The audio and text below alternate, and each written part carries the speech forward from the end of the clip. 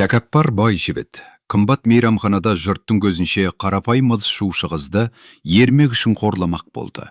Бірақ ерке мажор, ескі алжапқыштың астында жуырда ғана түзету колониясынан шыққан қыз тұрғанын мүлде білмеген еді. Бұрынғы сотталған қыздың қожайынның әдепсіздігіне бір ғана қимылмен жауап бергеннен кейін, болған оқиғаны көргендердің бәрі бір сәтке тілінен айырылды. Бостандықтың дәмі арзан еретін кофедей және күзгі ызғардай еді. 2 жылдық түрме Татьянаны қарапайым адамдар мән бермейтін нәрселерді қадірлеуге үйретті. Бөлме тым қапырық болса, терезе ашу мүмкіндігі, кез келген уақытта шәй демдеу құқығы және көшедегі шамдарға торсыз қарап отырудың өзі нағыз байлық болатын. Ол ас үй үстелінде отырып, шеті кетілген фарфор кесенің жиегін саусағымен баяу сипап отырды. Қолының терісі қатайып кеткен. Саусақ ұштары өндірістік тігін инелерінен қалған ұсақ тыртықтарға толы еді. Түзету колониясынан қалған қатал мұра. Татьянаға жуырда ғана 23 жас толған. Бірақ ішкі жан дүниесі өзін әлде қашан бүтін бір ғұмыр сүріп қойғандай сезінетін. Жаңбыр терезен сабалап тұрды. Бұрыштағы ескі томастықыш қинала гүлдеп тұр. Татьянаның қарсысында басын төмен салған егіз сімлісі Людмила отырды. Тап-таза айырылған шаш, қатты өрілген бұрым, ұқыпты жұқа халат. Сырттай олар егіз судай ұқсас болғанымен, ішкі дүниелері мүлде қарама-қайшы еді. Люда анатомия туралы қалың анықтамалықтың бетін баяу аударып отырды. Иықтары төмен түсіп өткен, көзге көрінбейтін бір ауыр жүк қызды үстелге басып тұрғандай еді. Бет әлпеті сүйірленіп, көзінің астына терең қара көлеңкелер түскен. Татьяна бұл жан қарштатын мұңның себебін жақсы білетін. 2 жыл бұрын Люда, медицина университетінің аңғал студенті, жазғы демалыста жекеменшік клиникада құжаттармен жұмыс істеп жүріп, сенгіштігінің кесірінен қымбат дәрілердің ірі жетіспеушілігін жасырып тұрған құжаттарға қол қойып жіберген. Тексеру келгенде кінә соған жабылды. Семлісін түрмеден құтқарып, оқуын аяқтатқысы келген Татьяна сол жерде тіркеуші болып істегендіктен барлық кінәні өз мойнына алды. Сот тез өтті. Үкім қатал болды. Люда, кітапты жап, деді Татьяна, тоңаздықыштың бір сарында көйлін бөліп, ақырын бірақ нақ дауыспен. Бір жолға 10 минуттан бері қадалып отырсын. Людмила ауыр түстен оянғандай селгете қалды. Ол әпкесіне кінә мен жасқа толы көзбен қарады. Қолымнан келмей жатыр, Таня. Ертең хирургиядан шешуші сынағым бар. Құласам, шәкірт ағымнан айырыламын. Оның үстіне алтын жүзімдегі ауысымды да істеуім керек. Рима Карловна хабарласты. Бүгін оларда банкет екен. Қанша қиын болса да кел, деді. Люданың даусы дірілдеп, саусақтары халатының шетін жүйкелене мұжғылап отырды. Татьяна баяу орнынан тұрды. Ол терезеге жақындап, шамның күңгірт сары жарығы түскен ауладағы дымғыл асфальтқа үнсіз қарап қалды. 2010 жыл суық болып келген еді. Көшелермен сирек шетел көліктері зулап өтіп, шалшық суды жан жаққа шашыратып жатты. Ендеше бұлай, деді Татьяна кенет бұрылып. Оның қимылдарынан сампо жаттығуларынан қалыптасқан серіппедей шапшан, жыртқышқа тән икем сезілетін. Ертең сынақты сен тапсырасын, ал ауысымға мен барамын. Людмила орнынан атып тұрып, орындықты аударып алды. Паркет күңгірт сықыр шығарды. Есімнен адастың ба, деді ол, сыбырлай ашуланып. Әкесі ұйықтап жатқан көрші бөлменің есігіне үрейлене қарап. Таня, сен бостандыққа шыққаныңа 1 ай ғана болды ғой. Біреу біліп қойса ше, Рима сенің мен емес екеніңді түсініп қойса ше. Сенің режимің бар, белгіленіп тұруым керек. Сені қайта жіберіп жібереді. Татьяна мырс етіп сіңілісіне жақындады. Ол Людмиланың нәзік иығына қолын жайлап, бірақ сенімді түрде қойды. Қасқырдан қорықсаң, орманға барма, қарындас. Біреудің табағын жуу, тайғада ағаш құлату емес қой. Ешкім ештеңе байқамайды. Екеуміздің түріміз бірдей, ұмыттың ба? Тек шашымды орамалдың астына жасырамын. Көзің. Люда тамағына тығылған ауыр түйінді әрең шытты. Көзің өзгеріп кеткен. Суық болып кеткен. Мен ондай қарамаймын. Онда раковинаға қарап тұрам, деді Татьяна қысқа қайырып. Ол әкесінің жатын бөлмесінің жабық есігіне көз тастады. Өзі жоқ 2 жылда Олег Николаевич 10 жылға қартайып кеткенде еді. Ол көмектесе алмаған адвокаттың ақысын төлеу үшін сүйікті антиквар кітаптар жинағын сатып жіберген. Залдағы бос сөрелерді көру Татьянаға төзгісіз болатын. Ұйықтай бер, студент қыз. Ертең сынақ кітапшанда өте жақсы тұрсын. Бір сағаттан кейін Татьяна жаңбырдан жылтыраған тротуармен алтын жүзім мейрамханасының қызметтік кіреберісіне қарай кетіп бара жатты. Үстінде сіңлісінің созылып кеткен сұр жемпірі, ұзын белдемше және тозған туфли бар еді. Қысқа етік қырқылған шашын көзге түспейтін, тоқылған бас киімнің астына мұқият жасырып қойған. Курткасының қалтасындағы ескі батырмалы телефон тірілдеп қоя берді. Люда хабарлама жіберіпті. Өтінемін, абай бол. Мейрамхананың іші қайнап жатқан өмірге толы еді. 2010 жыл өз заңын жүргізіп тұрған уақыт болатын. Жуырдағы қаржы дағдарысынан кейін ақшасы қалған адамдар байлықты екесе ашқарақтықпен, тіпті ессіздікпен шашатын. Негізгі залдан танымал поп-музыканың ауыр бастары, хрусталь сыңғыры мен қатты күлкі естіліп тұрды. Ас үйде басқарылатын бей-берекет орнаған. Қызған плиталардың ыстығы алып, қазандардан шыққан бумен араласып кеткен. Аспаздар бір-біріне айқайлап, крахмалданған жейде киген даяшылар тоқтаусыз ар-бер жүгіріп жүрді. «Снегирева!» деген өктем қарлығыңқы дауыс естілді. Татьяна қатып қалды.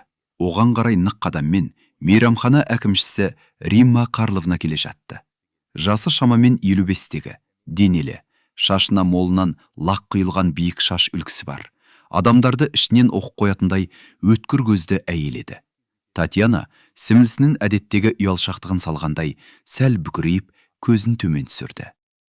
«Сәлеметсіз бе, Римма Карловна?» «Неге кешіктім, Люда?» деді әкімші тітіркене бордовый пиджағының шенін түсіп.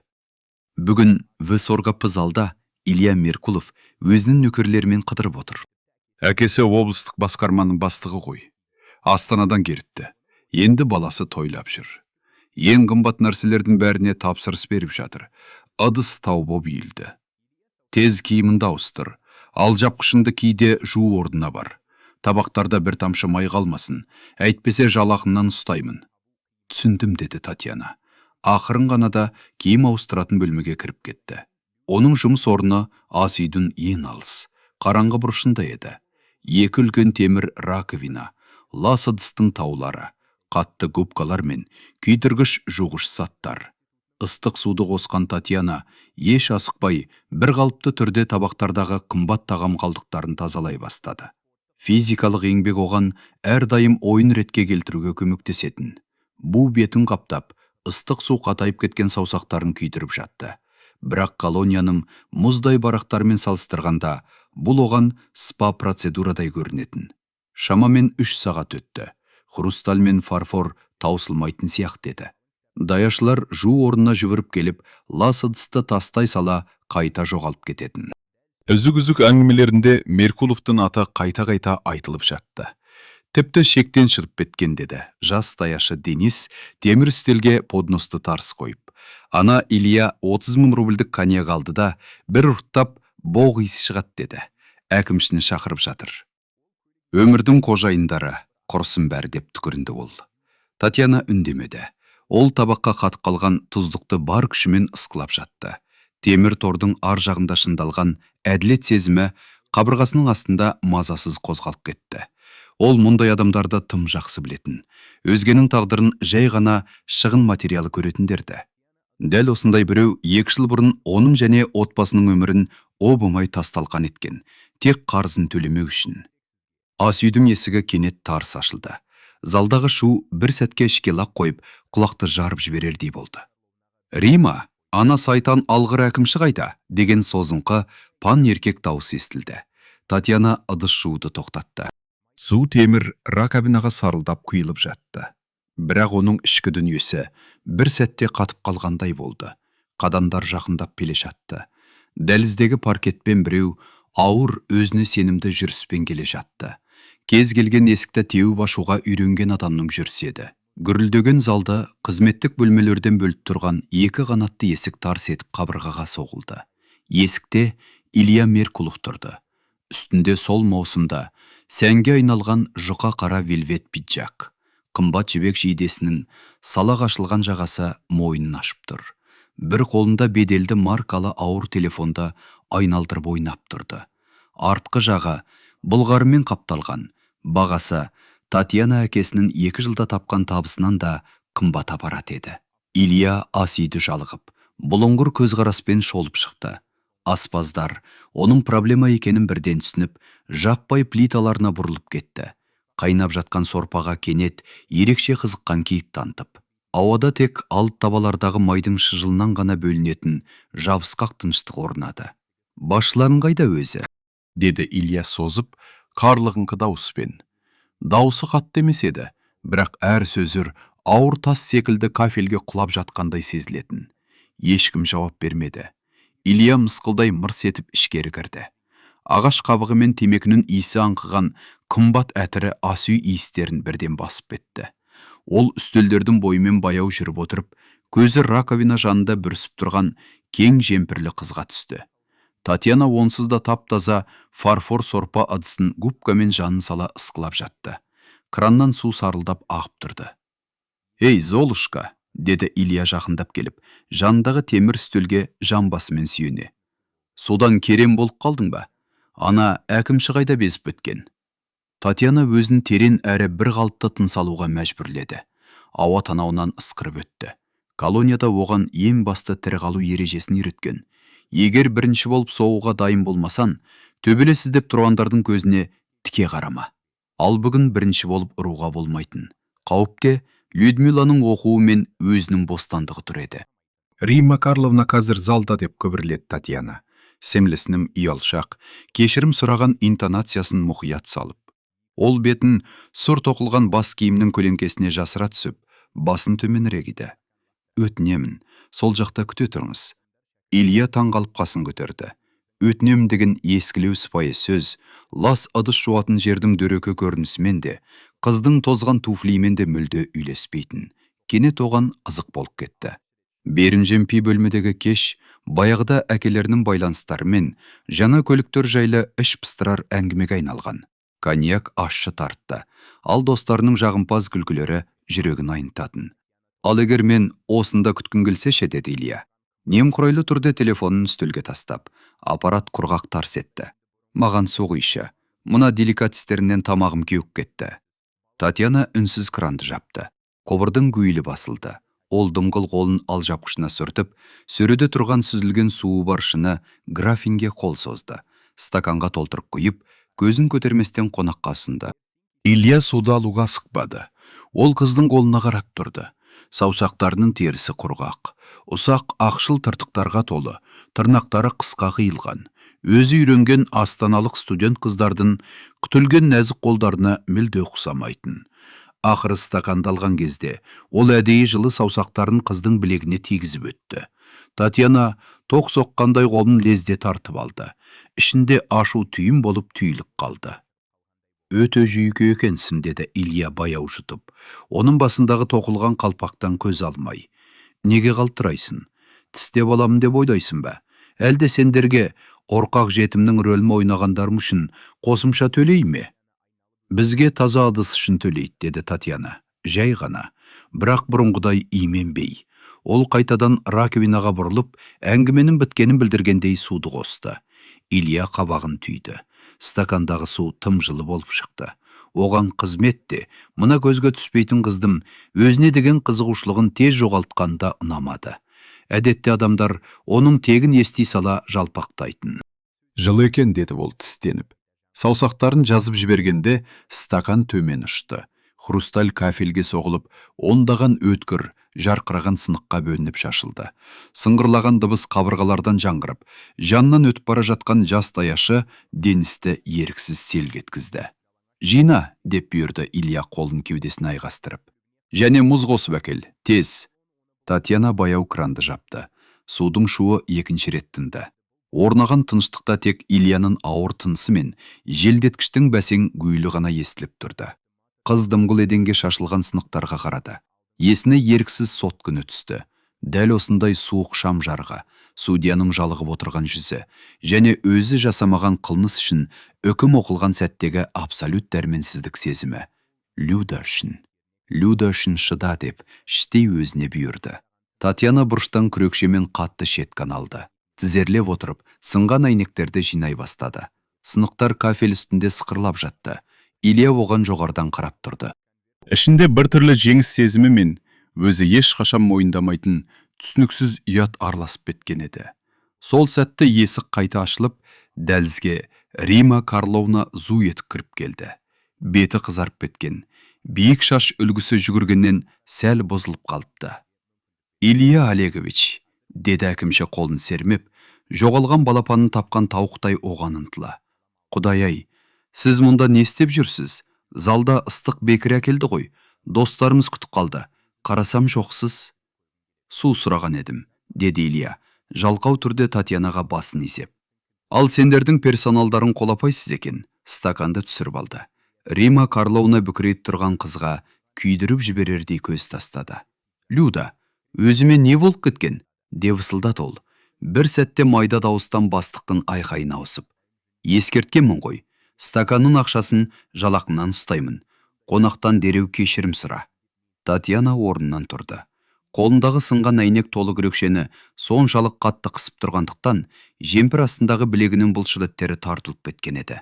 Ол әуелі Римма Карловнаға, сосын Ильяға қарады. Сол кеште Илья алғаш рет оның көзін анық көрді. Ол көздерде қорқыныш та, кешірім де жоқ еді.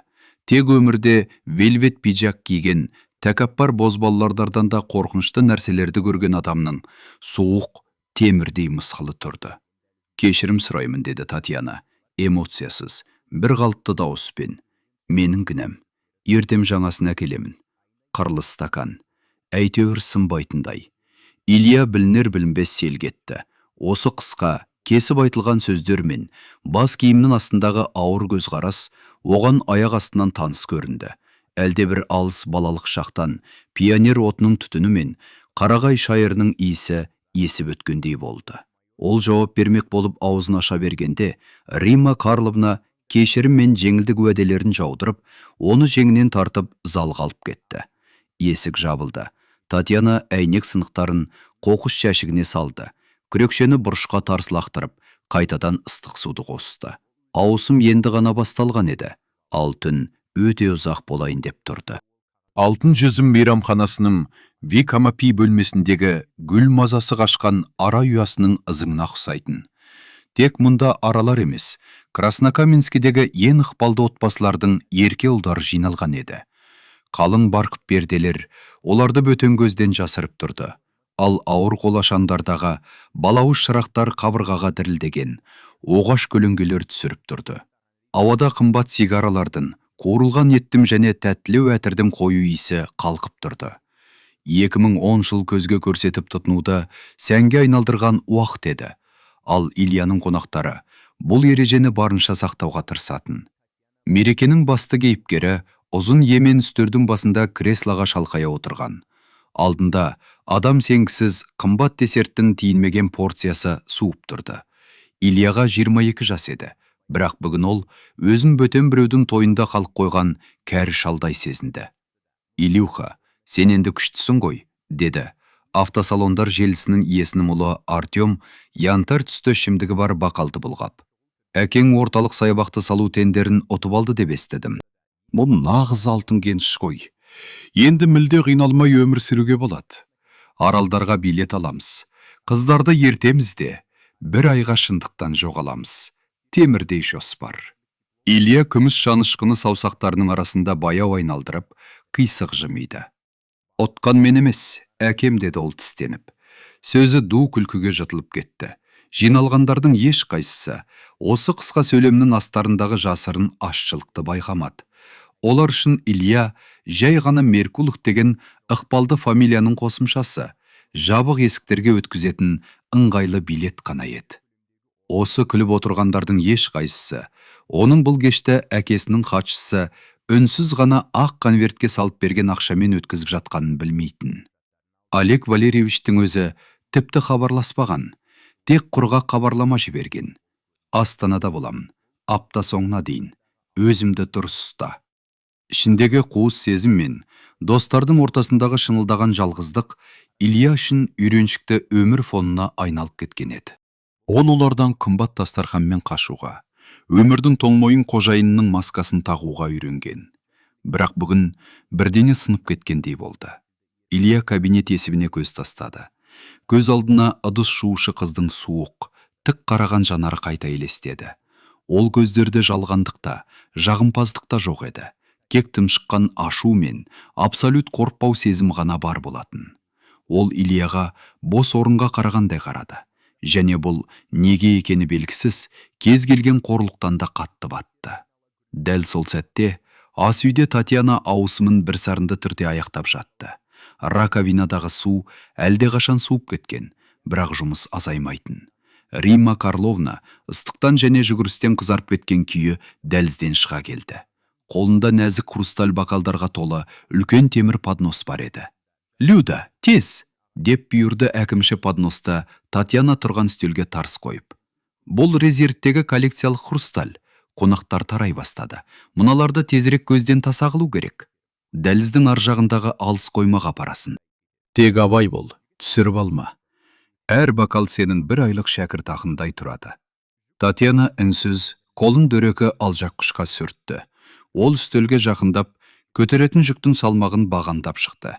Колонияда оған бұдан екесе ауыр қатты матаның бумаларын тасуға тура келетін, сондықтан подмостың салмағы оны мүлде қорқытпады. Одан да еңсесін түсіріп, жүзін жасырып жүру шаршататын. Біреу ауысып тұрғанын байқап қоймасын деп үнемі сақ болу керек еді. Ол өз аты жөнін сағынып кеткен. Мұнда табақ сыңғыры мен бөтен бұйрықтардың арасында ол қорқақ Люда ғана. Бірақ сыр жемпірдің астында соққыға төтеп бере алатын Татьяна Снегиреваның жүрегі соғып тұрды. Сіңлісі туралы ой Татьянаны ас үйдің тар, ауыр ауасын тереңірек жұтуға мәжбүрледі. Ертең таңертең Люда хирургиядан сынақ тапсырады. Әкесі оған қою шай демдеп береді. Көйлегінің жағасын құрғақ, ұқыпты саусақтармен түзек қойып, міндетті түрде классикадан бір жұбату сөз айтады. Әдебиет пәнінің мұғалімі Олег Николаевич өмір бойы адамдардан гөрі баспа сөздің күшіне көбірек сенген адам еді. Татьяна еріннің ұшымен ғана жымиды. Осы екеуі үшін ол бүкіл Краснокаменскінің еденін жууға дайын болатын. Ол подносты кеуде деңгейінде тепетең ұстап көтеріп, қызметтік дәлізге апаратын есікті иығымен итеріп ашты. Мұнда салқын әрі күңгірт еді. Төбедегі күндізгі жарық шамы ырвақты түрде жыпылықтап, жүйкеге тиетін бәсең гүл шығарып тұр. Татьяна алдына тіке қарап, бір қалыптық адаммен келе жатты. Илья VIP бөлмеден 1 минут бұрын ғана шыққан еді. Жасанды тостар мен жалған күлкілерден іші физикалық түрде айнып кеткен. Ол жай ғана тыныштық іздеген. Темекі шегу үшін сыртқа шығатын қара есікті іздеп, қызметтік дәлізге кіріп кеткен. Жартылай қараңғылықта ол өзіне қарай келе жатқан бейнені байқады. Бұл сол қыз еді. Мінезі ауладағы қаңғыбас иттей қырсық, әлгі Золушка. Ильяның ішінде бірден ерке, бұзылған бала оянып кетті. Қалайда назар аударғысы келетін бала. Оған тағы да сол көзқарасты көру керек болды. Қызды тепе-теңдігінен шығарып, эмоция көрсетуге мәжбүрлегісі келді. Ол бейқам түрде қабырғаға сүйеніп, тар өткелдің көп бөлігін жауып тұрды. Татьяна кедергіні алыстан көрді. Ол қадамын баяулатпады. Кек металл подностың шеттерін саусақтарымен қаттырақ қыса түсті. Хрусталь қауіпті ескерткендей жіңішке сыңғыр етті. «Өтуге рұқсат етіңіз», деді Татьяна бір қалыпты дауыспен, Меркуловтан 1 метр жерде тоқтап. Илья шалқау түрде қабырғадан ажырады. «Ал егер рұқсат бермесем ше?» Илья оған қарай бір қадам жасап, жолын қайта бөгеді. Ауада қымбат темекі мен коньяктың иісі анық сезілді. «Білесің бе, маған қызметшілердің қарсы сөйлегені ұнамайды. Ал сен бүгін ерекше әдепсіз болып тұрсың. Өзеннің тереңін білмей суға түспе», деді Татьяна күтпеген жерден. Бұл сөзді ол колонияда тым басынып кеткен жаңаларды орнына қою үшін жиі айтатын. Дауысы төмен әрі нық шықты. Қорқып тұрған студент қыздың бұлдырынан мүлде бөлек. Илья антарылып қалды. Ол кешірім, көз жасы, бәлкім қорқып қашуды күткен, бірақ ақыл айтуды емес. Антарылу 1 секундқа ғана созылды да, орнын түсініксіз тұншыққан ашуға берді. «Сен өзіңді кім деп тұрсың?» Илья қыздың шынтағынан ұстап, сілкіп жібермек болып қолын күрт созды. Одан кейін болғаның бәрі бірнеше секундқа ғана созылды. Татьянаның реакциясы ескі спорт залындағы тозған маттарда өткен самбо жаттығуларымен жылдар бойы шыңдалған еді. Бөгде қолы өзіне ұмтылған сәтте, ол найзағайдай жылдам бүйірге қадам жасады. Коллекциялық хрусталь тұрған поднос дыбыс шығармастан жақын маңдағы биік керез алдына қойылды. Қолдары босаған бойда Татьяна Ильяның білегінен ұстап, денесін күрт бұрды да, оның өз екпінін өзіне қарсы пайдаланып, классикалық аяқтан қағу әдісін жасады. Меркуловтың көз алдындағы әлем аударылып түскендей болды. Ол тарс етіп, дәліздің қатты линолеумына шалқасынан құлады. Өкпесіндегі ауа бірден шығып кетіп, көзі қарауытып кетті. Татьяна үстінде тік тұрған күйі ауыр тыныстап тұрды. Орамалы сәл қисайып кеткен. Енді онда ешқандай имену жоқ еді. Бұл өз аумағын соңына дейін қорғайтын жауынгердің кейпі болатын. Қолымды өзіме ұста, батырсымақ, деді ол, жоғарыдан суық қарап. Хрусталь қымбат, ал сенің эгоң көк тиынға да тұрмайды. Илья еденде жатып ауаны аш көздене жұтып жатты. Арқасындағы ауырсыны соғып тұрды. Бірақ бұл басында болып жатқан дүниемен салыстырғанда түк емес еді. Ол үстінен қарап тұрған кең жемпірлі, бір түрлі ашулы қызға төменнен жоғары қарады. Сол сәтте бәрі орнына келгендей болды. Бұл дәл 12 жыл бұрынғы жағдай еді.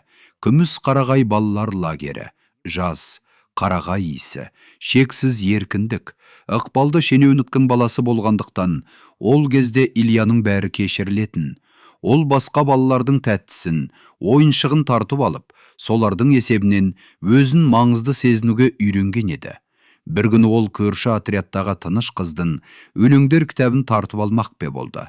Қыздың үстінде арзан сандал мен оңып кеткен көйлек бар еді. Илья ол жылап қашып кетеді деп ойлаған. Бірақ ол жылаған жоқ. Қыз оған дәл сол мұздай, ішімнен өтер көзқараспен қарады да, епті қимылмен оны бүкіл лагердің көзінше жолдың шаңына ұшырып түсірді. Сол күні Илья сәнді жейдесін жыртып алды. Жалған беделінен айырылды, және асхана корпусының артында бірнеше сағат бойы қорланып жылады. Ол сол лақтыруды да, сол көзқарасты да өмір бойы ұмытқан емес. Илья шынтағына сүйеніп көтерілуге тырысты. Тамағы құрғап кеткен. Бұл сен екенсің, деді ол қарлығып, өз көзіне өзі сенбей. Сен күміс қарағайда болғансың. Татьяна оған жауап беруге де тұрмады. Мажордың сандырағы оны қызықтырмайтын. Ол жай ғана терезе алдына барып, ауыр хрусталь бокалдары бар подносты қайта көтерді де, Ильяның созылып жатқан аяқтарынан аттап өтіп, дәлізбен сабырлы жүріп кетті. Илья қызметтік дәліздің еденінде жалғыз қалды. Айналада бұзылған шам жыпылықтап тұрды. Ауада ылғал мен қуырылған пияздың иісі сезілді. Ол орасан байлықтың мұрагері, қымбат шетел көлігінің иесі, қаланың ең үздік клубтарының тұрақты қонағы еді. Бірақ дәл қазір алыстап бара жатқан ыдыс жуушы қыздың бейнесіне қарап отырып, өзін әдеттегі жайлы әлемнен бір сәтте айырылған, жеңілген балатай сезінді. Қызметтік дәліздің дымғыл линолеумы мұздай көрінді. Илья қабырғаның сыры кетіп қалған жеріне алақанын тіреп, баяу орнынан тұрды. Арқасындағы соғылған бұлшық ет сыздап тұрды. Ол қымбат вельвет пиджағын қағып, жейдесінің жағасын машиналды түрде түзетті де, асүйдің ауыр иісі сіңген тар ауаны терең жұтты. Негізгі залдағы музыка мұнда ауру алып, жүректің соғысындай күңгірт ырғақпен жетіп тұрды. Кіші Меркулов ауыр есікті итеріп қайтадан VIP бөлмеге кірді. Іштегі көрініс еш өзгермеген еді. Үстел деликатестердің қалдықтарына толып жатқан. Күнсалғыштарда элиталы сигаралардың тұқылдары түтіндеп тұр. Ал Артем бұрынғыдай аралдағы демалыстың артықшылықтарын айғайлап айтып отыр. Сосын қарашы, 2 аптаға яхт аламыз. Нақты тема ғой. Деп Пестол жартылай бос бокалын бұлғап. Илюха, неге бозарып кеткенсің? Дәлізде коммунизмнің елесін көріп қалдың ба? Компания қарқылдап күліп жіберді. Тағы 15 минут бұрын Илья қонақжай қожайын рөлін сақтау үшін амалсыз жымиып қояр еді. Бірақ қазір олардың күлкісі оның жүрегін айнытты. Ол үстелге барып, киілмеген минералды суын алды да, бірақ жұтында түбіне дейін ішіп қойды. Мереке аяқталды, мырзалар, деді Илья жай ғана. Даусы бәсең әрі шаршаңқы шықты. Тараңдар, бәрім үйлеріме қайтындар. Бөлмеде абыржыған үнсіздік орнады. Артем сөзінің ортасында тоқтап қалды. Жүзіп тұрған күлкісі баяу жоғалып, майда тістері көрінді. Қойшы, Илюха, енді қызық келе жатқамыз ғой. Әлі ерте, түнгі 2 ғана болды. Клубқа кеттік. Диджейге хабарласам, кезексіз кіргізеді. Айттың ғой, бәрін үйлеріне қайтымдар, деді Илья. Бос бокалды емен үстелге қатты қойып. Сыңғырлаған дыбыс қонақтарды еріксіз селк еткізді. Жалығып кеттім. Ол олардың реакциясын күтпеді. Ішкі қалтасынан бұзау, керісінен жасалған қалың әмияны шығарып, үстелге бірнеше 5 мундықты бейғам тастады. Есепті де, шайпұлды да артығымен жабатындай. Сосын кабинеттен шығып кетті. Гардеробта оны Римма Карловна тоқтатып үлгерді. Ең маңызды қонақтың асығыс кетіп бара жатқан көрген әкімші жолын кесіп, жүгіріп келе жатып, лак жағылған шашын түзеп үлгерді. Илья Олегович, айналайын, бірдеңе дұрыс болмады ма? Әлде ыстық тағам ұнамады ма? Бекірені құрғатып жіберді ме? Тек айтыңызшы, бас аспазда өзім сияқсынан айрамын. Илья гардеробшыдан кашемир пальтосын үнсіз алды. Ол Римма Карловнаның қызарып кеткен жүзіне, тынымсыз қимылдарына қарап тұрды. Кенет оған осы қартайып бара жатқан әйелді аяп кетті. Тек әкесінің фамилиясы үшін оның алдында қорланып жүргені жанына батты. Бәрі тамаша болды, Римма Карловна, деді ол. Жұмсақ дауыспен пальтосын киіп жатып. Жай шаршадым. Және Людаңызға айтыңызшы, стакан үшін уайымдамасын, болатын нәрсе. Ол сыртқа шықты. Көзгі түнгі жаңбыр әп сәтте қызып тұрған жүзін суытып жіберді. Илья көше шамдарының астында күңгірт жылтырап тұрған алып қара жол талғамайтын көлігіне келді. Кең салонға кірген соң моторды оталдырмады. Жай ғана басын орындыққа сүйеп, көзін жұмды. Көз алдынан дәліздегі көрініс қайта-қайта өте берді. Сол дәл, аяусыз лақтыру, және сол көз қарас. Барлығынан айырылып қалудан қорықпайтын адамның көз қарасы. Илья былғары рульді алақанымен тарс ұрды. Өмірінде алғаш рет оған вельвет пиджағы, ата-анасының ақшасы, бос, әрі мағынасыз өмірі үшін шынымен ұят болды. Ол ішіндегі бос кеңістікті қымбат алкогольмен және жалған достармен толтыруға тырысып жүргенде, бір жерде нағыз адамдар тірі қалу үшін күресіп жапқан. Аусым Краснокаменск аспаны, лас сортанның түсіне бояла бастағанда ғана аяқталды. Татьяна су болған жемпірін басынан асыра шешіп, пластик пакетке тастады да, жеміл күртесін киді. Бүкіл бұлшық еті бір сарынды жұмыстан сырқырап тұрды. Белі оттай жанып кеткен, бірақ ойы анық еді. Ол әкімшінің тар кабинетіне кірді. Римма Карловна үстел басында бетін қолымен тіреп отырып, үлкен калькуляторда бірдеңені тез-тез есептеп отыр екен. Келдім бе, деді ол, басым көтерместен күңгілдеп. Әкімші үстелдің жәшігін ашып, жұқа қағаз конверт шығарды. Міне, аусымға ақшам, Люда, келісілгендей. Бірақ қонақ сындырған бокал үшін 200 рубль ұстап қалдым. Бай адамдардың аяғына подносыммен килікпе, жұмыстан қуып жібермегеніме рахмет айт. Татьяна үнсіз конвертті алды. Ол дауласпады. Өзінің дұрыстығын дәлелдеуге де, әділетсіздікке ашулануға да тырыспады. Колонияда ол бір нәрсені түсінген. Әділдікті талап етіп бермейді, оны үнсіз күресіп алу керек. Рахмет сізге, Римма Карловна, деді Татьяна сабырлы дауыспен. Сау болыңыз. Ол қызметтік есік арқылы мейрамхананың ішкі ауласына шықты. Таңғы қала оны ызғарлы желмен және алғашқы троллейбустардың гуілімен қарсы алды. Татьяна жолақыға ақша үнемдеп жаяу кетті. Жол шамамен 1 сағат алатын, бірақ оған дәл осы уақыт керек еді. Тәкаппар мажор туралы ойларды басынан шығару үшін. Ол оны аузын ашқан сәтте-ақ таныған. Илья Меркулов. Лагердегі бүкіл әлем аяғының астында жатуы керек деп ойлайтын ерке бала. Өмір оны ештеңеге үйретпеген. Тек ойыншықтары қымбаттап, әдепсіздігі одан сайын айлакер бола түскен. Татьяна оның линолеумға қалай күлкілі құлағанын есіне алып, мысқылдай жымиды. Бұл әділеттің кішкентай болса да, жағымды жеңседі. Татьяна туған пәтерінің есігін ашқанда, дәліздегі сағат таңғы 6:30-ды көрсетіп тұрған. Ас үйден табадағы майдың жай ғана шыжылдаған дыбысы естілетін. Ол аяқ киімін дыбыссыз шешіп, дәлізбен өтті. Ас үй үстелінің жанында әкесі тұр екен. Олег Николаевич баяғы әдетінше қырымынсыз шалбар мен ашық түсті жейде киіп алған. Үстінен ескі алжаққыш байлапты. Ол ағаш қалақпен қызарып піскен сарниктерді ұқып таударып жатты. Үстелде әлде қашан қою шай қойылған екі кесе буы бұрқырап тұр. Ал қасында ашық жатқан Чехов томы жатыр. Қадам дыбысын естіген әкесі бұрылды. Терең әжім басқан жүзі жылы, бірақ шексіз шаршаған күлкімен жарықтанып кетті. Жаным менің, қайтып келдім бе, деді ол, жай ғана табаны шетке қойып. Татьяна оған жақындап, бетін әкесінің тікенектей ұйығына басты. Келдім әке. Өзің неге ұйықтамайсың? Мектепке екінші сабаққа ғана барасың ғой. Балаларын түнде бөтеннің ыдысын жуып жүргенде ұйықтай аласың ба, деп. Олег Николаевич күрсінді де, оның қысқа қиылған шашына абайлап қолын тигізді. Людочка әлі ұйықтап жатыр. Түні бойы атластарын қарап отырды. Таңға жақын ғана көзіленді. Татьяна үстелге отырып, ыстық кесені екі қолымен қысты. Жылу тоңып қалған денесіне баяу тарай бастады. Әкесі қарсысына отырды. Ол қызының қолына қарады. Ыстық су мен күйдіргіш жуғыш заттан қызарып, ісіп кеткен қолдар. Олег Николаевичтің көзінен өткір, жанға бататын ауырсыну жылт етті. Ол әр түн сайын ұйықтар алдында қызын сот жүйесінің диірменінен қорғай алмағаны үшін өзін кінәлайтын.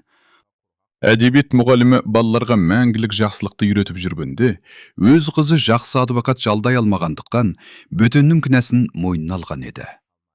Танюша, әкесінің даусы дірілдеп кетті. Ол қызының қатайып кеткен алақанын өзінің құрғақ жылы қолмен жапты. Саған ол жерде жұмыс істеуге болмайды. Қадағалау инспекторы режим бұзып жүргенімді білсе.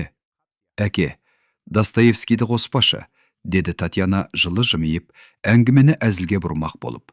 Мен жай ғана табақ жудым. Пайызға ақша беретін кемпірді балтамен шапқан жоқпын ғой. Бәрі жақсы болады. Есесіне Люданың шәкіртақысын сақтап қалдық. Ол күртесінің қалтасынан мыжылған қағаз конвертті шығарып, кітаптың жанына қойды. Міне, Люданың жалақысы. Рас, Рима Карловна сынған бакал үшін біраз ұстақ қалыпты. Бірақ апта соңына дейін азық түлікке жетеді. Олег Николаевич жұқа конвертке қинала қарады. Бакалды сен сындырдың ба? Сен әрдайым ептедің ғой. Жоқ, мен емес, деді Татьяна, қою шайдан бір ұрттап, ашшылығына тыжырынып. Бір қонақ көзге түсті. Зам жүрмейтіндердің бірі. Білесің бәке, бұл дүниеде ештеңе өзгермейді екен. Баяғы байлар мен құлдар әлі де бар. Тек қазір байлар шетел көлігімен жүреді. Ол сөзін кілт тоқтатты. Әкесінің жүзі күрт қарауытып кеткен еді. Олег Николаевич баяу көзілдіргін шешіп, оны алжапқышының шетімен сүрте бастады. Қатайып кетпе қызым, деді ол ақырым ғана. Ашу жаман серік. Ол адамды ішінен аурудан да бетер жек қояды. Антон Павловичтің сөзін ұмытпа. Адамның бәрі де әдемі болуы керек. Есімде әке, деді Татьяна, оның қолын өз қолымен жауып. Есімде. Дәл сол сәтте көрші бөлменің есігі сықырлап ашылып, босағада Людмила көрінді. Үстінде қарапайым үй киімі, шашы асығыс өрілген бұрым.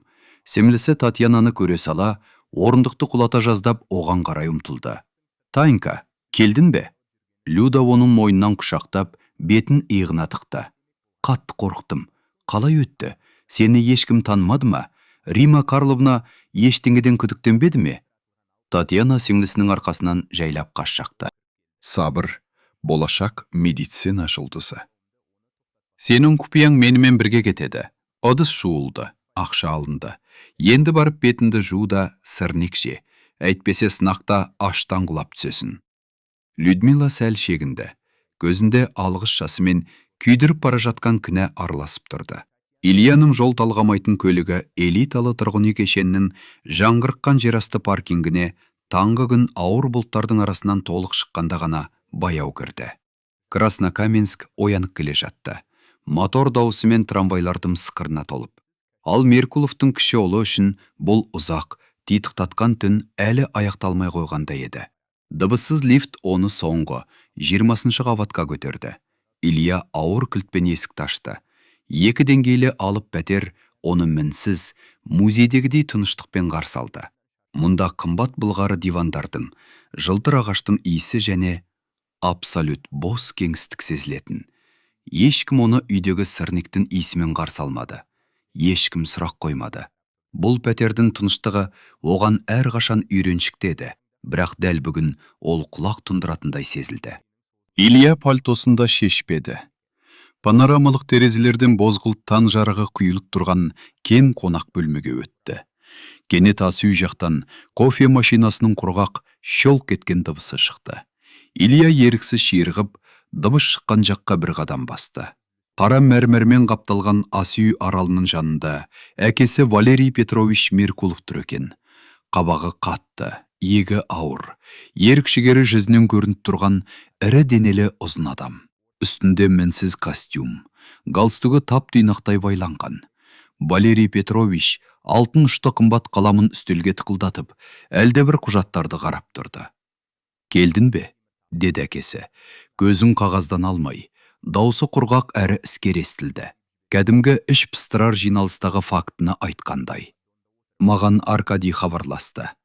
«Қонақтарды түн ортасында тастап кетіпсің» деді. «Бұл жаман әдет, Илья. Аркадийдің отбасы құрылыс тендеріндегі маңызды серіктестеріміз». Илья есік аузында тоқтап қалды. Қатты линолеумға құлағаннан кейін арқасы әлде сырқырап тұр еді. Бірақ қазір ол физикалық ауырсыны туған әкесінен шап тұрған мұздай суықпен салыстырғанда түк емес болатын. «Қайырлы таң, әке», деді Илья. Жай ғана, кінәлау сөзін елемегендей. «Мен де сені көргеніме қуаныштымын. Астанаға ұшып кетіп қалды деп ойлап едім». Валерий Петрович ақыры қағаздардан көзін көтерді. Оның оңып бара жатқан ашық көздерінде қуаныш та, әкелік жылу да жоқ еді. Кек маңызды істерден бөліп жібергеніне деген жеңіл тітіркену ғана байқалды. Рейсті 2 сағатқа шегерді. Ол қара кофеден бір ұрттап, қабағын түйді. «Дәліздегі тумбочкаға саған конверт қалдырдым. Ішінде 1 айлық шығындарынды жабуға жететін ақша бар. Мен жоқта бәлеге шатылмауға тырыс. Және өзіңе жаңа костюм ал. Мұна велветің қаңғыбас музыканттан шешіп алғандай көрінеді». Әкесі қағаздарды ұқыптап, былғары папкаға салып құлтын жапты да, қоштаспастан шығып кетті. Ұлының жанынан өтіп бара жатып та, қадамын баяулатпады. Кіреберіс есік тарс жабылды. «Лифт гүлдеді». Илья алып, сәнді ас үйдің ортасында жалғыз қалды. Ақша салынған конверт тумбочкада қайыр садағадай жатыр еді. Маңызды адамдардың үлкен істеріне кедергі жасамай, көзге түспей жүргені үшін төленетін ақ секілді. Ол жейдесінің жағасын қатты тартып қалып еді. Жоғарғы түйме үзіліп кетті. Түйме мәрмәр еденге сыңғырлап түсіп, тоңазытқыштың астына домалап кетті. Илья үстелге 2 алақанымен ауыр сүйеніп, басын төмен түсірді. Басында бір ғана ой айнала берді. Түнді тиын тебен үшін ыдыс жуып жүрген әлгі қызда өзінде ешқашан болмаған, әрі ешқандай ақшаға сатып алынбайтын бір нәрсе бар. Оның ішкі діңгегі бар еді. Ол әдепсіздерге иілмейді. Лас ыдыс жуатын орнын жоғалтудан қорықпайды. Ауыр подносты басын тік ұстап көтеріп жүреді. Илья баяу тіктелді. Ол бөлмесіне кіріп, үлкен жазу үстелінің төменгі тартпасын ашты. Ішінде ескі конспектілер мен жылтыр журналдардың астында шағын картон қорап жатты. Ол қорапты ашты. Ішінде момып кеткен қызыл пионер галстугы 2-ге жыртылған күйі сақталып тұр еді. 12 жыл бұрын күміс қарағай лагерінде әлгі қырсық қыз оның кітапты тартып алмақ болған кезінде осы галстукты жыртып жіберген. Бұл галстук Ильяның өмірінде алғаш рет шынайы, әділ қарсылық көргеннің жалғыз белгісі еді. «Сонда Люда дейсің ғой», деді ол ойланып, қатты матаны саусақтарымен сипап. «Ыдыс жуушы Люда». Ол қорапты жапты.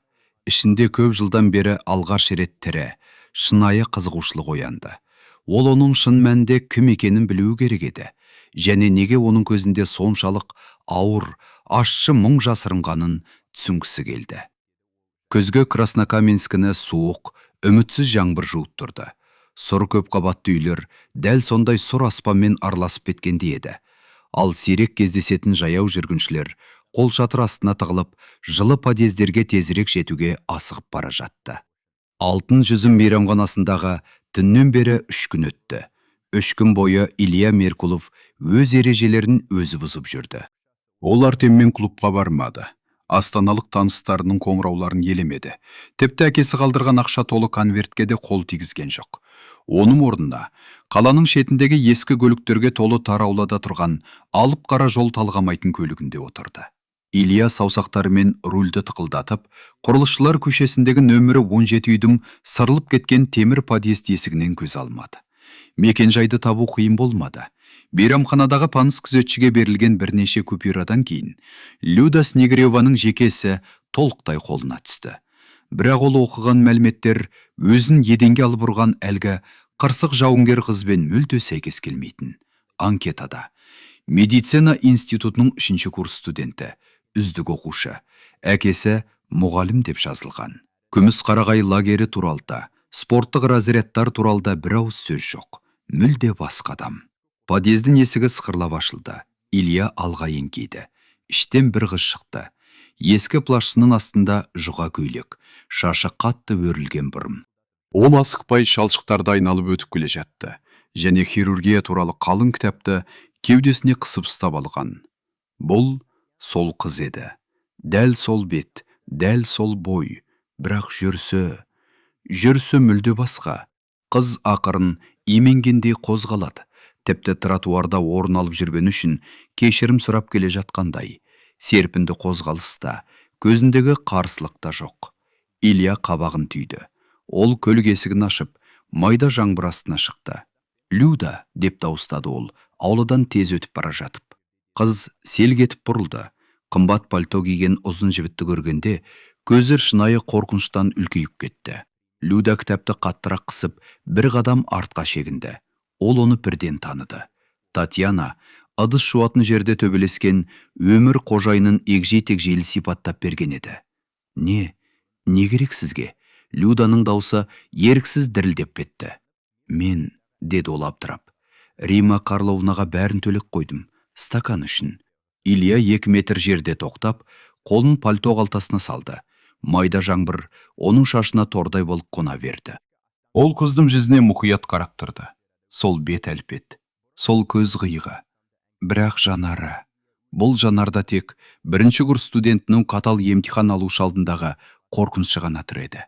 Ешқандай мұз жоқ, ешқандай болаттай ерік жоқ. Мен ақша үшін келген жоқпын, деді Илья баяу. Ішінде ыза қайнап бара жатты. Өткені пазл тағы да жиналмай қалған еді. Кешірім сұрағым келді. Сол кеш үшін қателестім. Люда жүйкелі түрде жұтынды. Саусақтары кітапты қысып ағарып кеткен. Кешіріміңіз қабылданды, деді ол асығыс. Маған бару керек, дәрісім бар. Өтінемін, енді мұнда келмеңіз. Ол бұрылып, автобус аялдамасына қарай жүгіре жөнелді. Илья аң-таң болып соңынан қарап қалды. Ішінде бір түрлі мазасыз сезім күшейе түсті. Мына қорқақ қыз аяқтан қағу әдісін жасай алмайды. Ол оның бетіне әлгі қатал мақаланы да айта алмайды. Дәл сол сәтте арт жағында подъезд есігі сықырлап ашылды. Саған орысша анық айтты ғой, мұнда енді келме, деген төмен сабырлы дауыс естілді. Илья күрт бұрылды.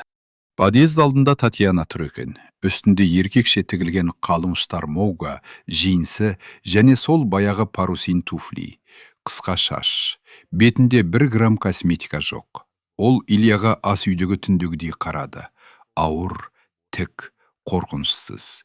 Илья таңғалған күйі алыстап бара жатқан Люданың бейнесіне, сосын алдындағы қызға қарады. Бір бет. Бірақ 2 бөлек әлем. Егіздер, деді ол ақырын. Аяғының астындағы жер қайта орнына келгендей. Бәрі түсінікті болды. Сонда мейрамханада да, лагерде де сен болғансың. Байдың баласы үшін жаман аңғармайды екенсің, деді Татьяна, мысқылдап баспалдақтан түсіп келе жатып. Тек саған не керек екенін түсінбеймін.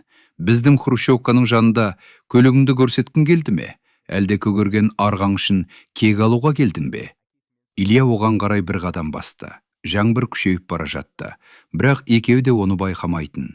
Шын атың кім? Татьяна. Және бұл атты ұмытқаның дұрыс. Илья Меркулов. Біз 2 бөлек әлемненбіз. Сенің әлеміңде адамдар 30 000 коньяк ішіп стакан лақтырады. Ал менің әлемде адамдар шәкіртақыға дейін тиын санап, сендердің артынан кір жуады. Өз VIP кабинетіне қайта бер. Ол кетпек болып бұрылды, бірақ Илья кенет алдынан шықты. Тоқта, өтінемін. Даусында алғаш рет шынайы, жасырылмаған өтініш естілді. Мен өмір бойы ақмақ сияқты өмір сүргенімді білемін. Бірақ сен ғана оны бетіме айтудан қорықпадым. 2 рет, деді Илья. Татьяна тоқтап қалды. Ол жаңбырдан суланған қымбат пальтосына, тартылып тұрған жақ сызығына қарады. Онда енді бұрынғы жалқау тәкаппарлық жоқ еді. Кек әлдебір үмітсіз, бала сияқты абыржу қалған. Мені мұқият тыңда, деді Татьяна ақырын, бірақ әр сөзі терісіне қадалып жатқандай ауыр естілді.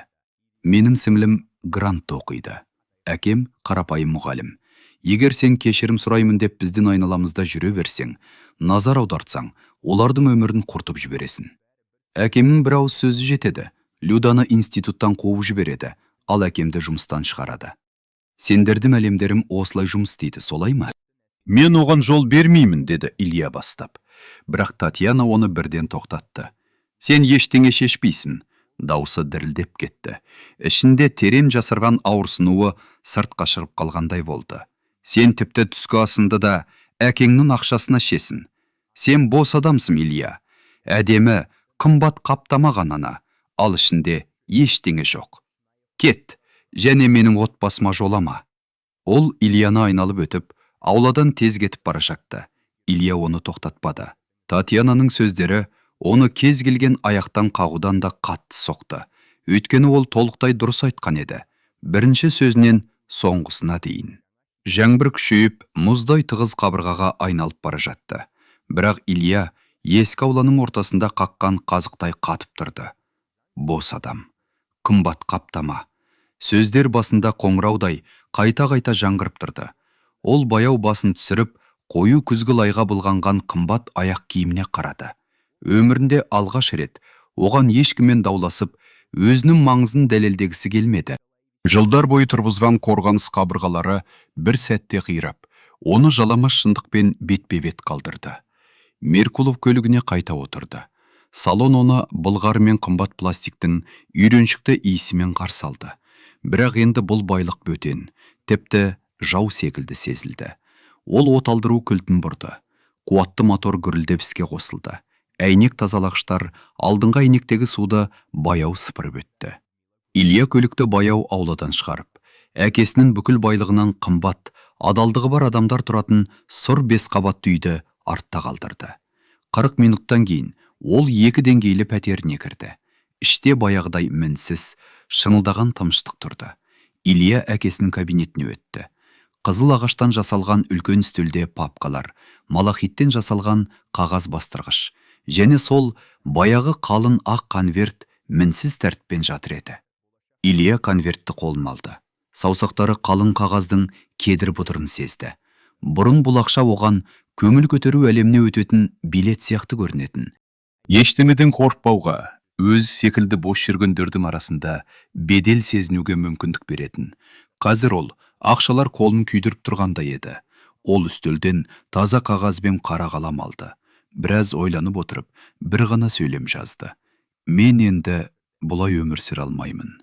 Өзім бір нәрсеге қол жеткізіп көргім келеді. Жазбаның жанына ақшасы бар конвертті, жол толғамайтын көліктің кілтін және барлық банк карталарын ұқыптап қойды. Сосын Илья жатын бөлмеге өтті. Су болған кашемир пальтосын, сәнді велвет пиджағын шешіп, креслоның арқалығына тастады. Шкафтың түбінен ескі тозған джинсыны, қалым тоқылған қарапайым жүн жемпірді және ескірген кроссовкаларды шығарды. Әкесі мұндай киімді дачаға арналған киім деп менсінбей айтатын. Киініп болған соң, Илья шағын спорт сөмкесіне ең керекті заттарын ғана салып, қымбат смартфонын тумбочкада қалдырып, ескі батырмалы телефонын алды. Пәтердің ауыр емен есігі артынан жабылған сәтте, Илья алғаш рет тынысы сәл жеңілдегенін сезді. Оның жоспары да, байланысы да, мамандығы да жоқ еді. Бірақ 24 жыл ішінде алғаш рет мақсаты пайда болды. Келесі күні таңертең Татьяна аудандық милиция бөлімшесінің тар, темекі иісі сіңген дәлізінде отырды. Абырғалар көңілсіз жасыл түске боялған, ал төбеден түскен сылақтың бөліктері салбырап тұр.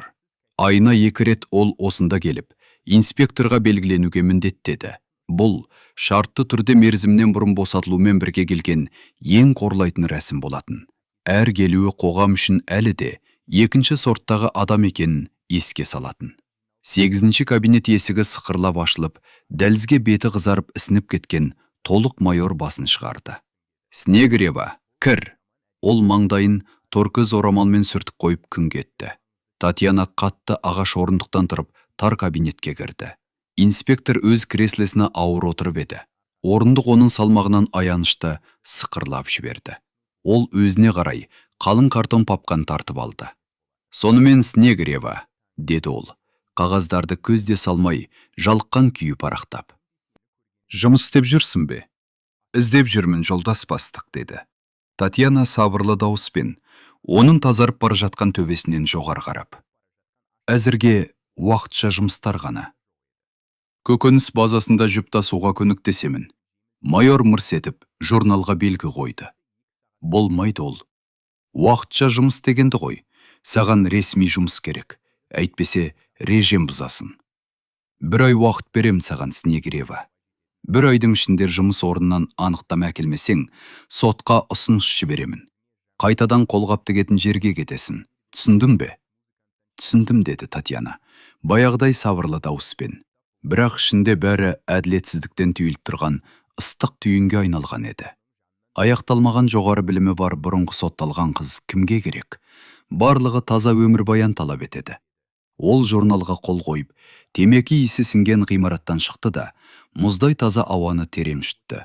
Қараша өз билігін орнатып, шалшықтарды жұқа мұз қабатымен қаптай бастаған.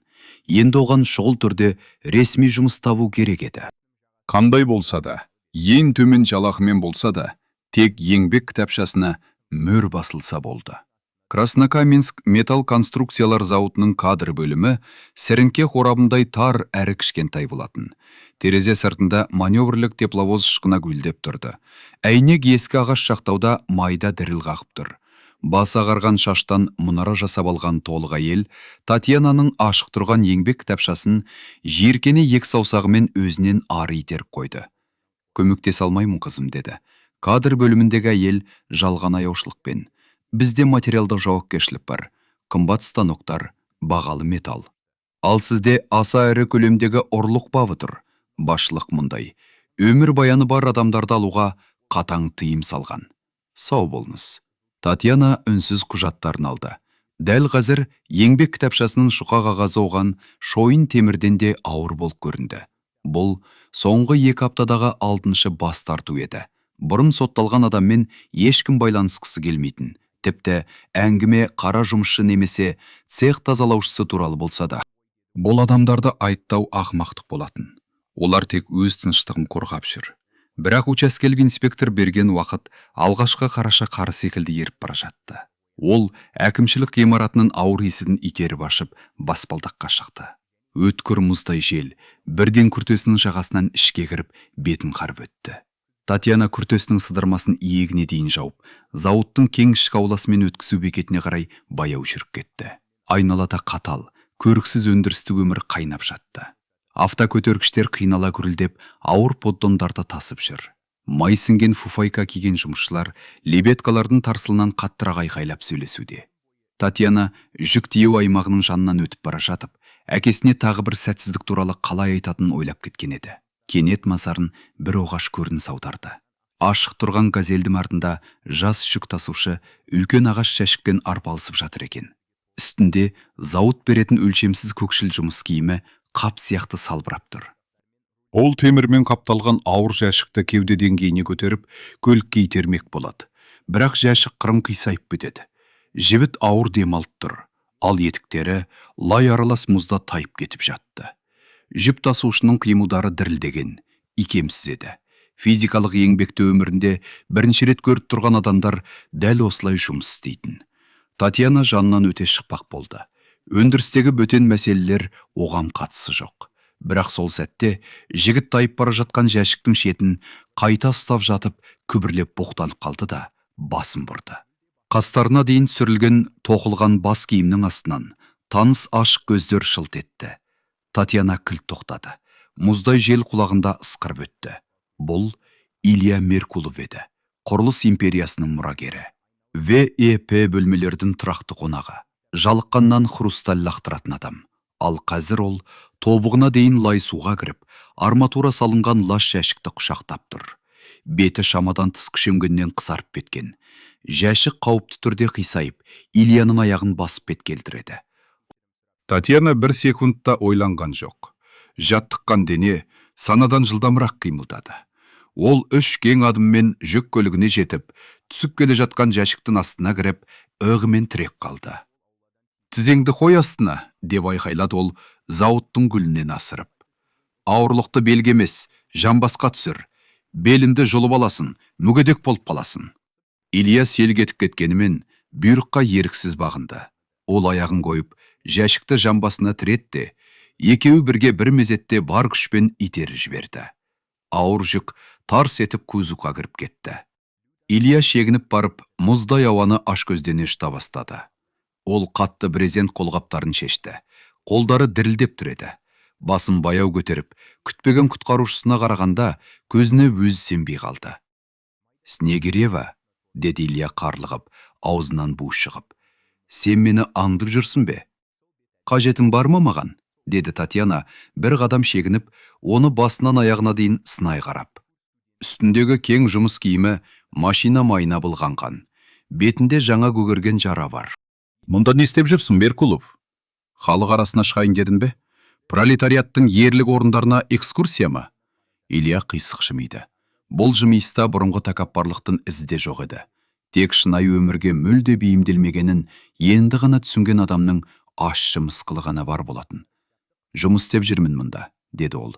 4-ші күн. Ол жұмыс киімінің қалтасынан мыжылған арзан темекі қорабын шығарып, дірілдеген саусақтарымен бір талын алып тұтатты. «Қоймада комплектовщикпін. Айна 10 рубль. Егер норманы орындасаң үстеме береді. Бірақ әзірге баяулығым үшін тек айыппұл алып жүрмін». Татьяна қолын кеудесін айқастырды. Көзінде ашық сенімсіздік тұрды. «Күлдірмеші мені. Сенің әкең мұна зауытты директормен қоса сатып ала алады. Бұл цирк саған не үшін керек? Достарыммен картадан ұтылып қалдың ба?» Илья темекіні терен тартып, түтінді қорғасындай ауыр аспанға үрледі. Ол Татьянаға тіке ашық қарады. Татьяна алғаш рет оның көзінің өте әдемі, әрі ақылды екенін байқады. Бұрын оларды тәкаппарлықтың пердесі жасырып тұратын. «Мен үйден кеттім», деді ол жай ғана. «Ақшаны да, көлікті де бәрін тастап шықтым. Қаланың шетіндегі жатақханадан бір кереует жалдап тұрамын. Өзімнің кім екенімді түсінгім келеді. Әкемнің ақшасынсыз. Білесің бе, өзім онша қымбат тұрмайды екенмін. Жәшікті де дұрыс көтере алмаймын». Орнаған үнсіздікте тек жанынан өтіп бара жатқан тиегіштің доңғалақ дыбысы ғана естілді. Татьяна оның сөзінен айла, жалғандық, немесе аяушылық сұраған ишара іздеді, бірақ ештеңе таппады. Оның алдында ұшуды үйрену үшін өз еркімен құзға секірген адам тұрғандай еді. Және бұл жынды қылығы еріксіз болса да құрмет тудырды. «Ауыр затты арқамен емес, аяқпен көтеру керек», деді Татьяна, кенет даусын жұмсартып. Ол кузов жаққа басын ізеді. «Рычақты пайдалан. Физика заңдары бәріне бірдей, Меркулов. Жүк тасушыға да, директорға да». «Есімде болады», деді Илья, темекі тұқылын етігінің табанына жаншып. Ол оның күртесіне, ұқыпты байланған шарфына қарады. «Ал сен мұнда не істеп жүрсің? Физика заңдарын тексеріп жүрсің бе?» Татьянаның ішінде бір нәрсе шаншып өткендей болды. Ол цех қабырғасындағы қабыршақтанып кеткен бояуға қарап теріс бұрылды. Тәкаппарлығы өтірік айтуды, бір өткірсіз лақтырып кетіп қалуды талап етіп тұрды. Бірақ мына жаңа, күтпеген жерден шыншыл болып кеткен Ильяның алдында оған алғаш рет ашық сөйлегісі келді. «Жұмыс іздеп жүрмін», деді ол, әдеттегіден бәсен дауыспен. «Учаскелік ай соңына дейін уақыт берді. Әйтпесе шартты мерзімді шынайы жазаға ауыстырады да қайта колонияға жібереді. Бірақ мені еш қайта алмайды. Бабым ауыр. Олар үшін мен ұрымын. Ал шын мәнінде не болғаны ешкімді қызықтырмайды». Илья қабағын түйді. Ол ара қашықтықты ұмытып, оған бір қадам жақындады. «Тоқта, қалай қайта колонияға? Сен отырып шықтың ба?»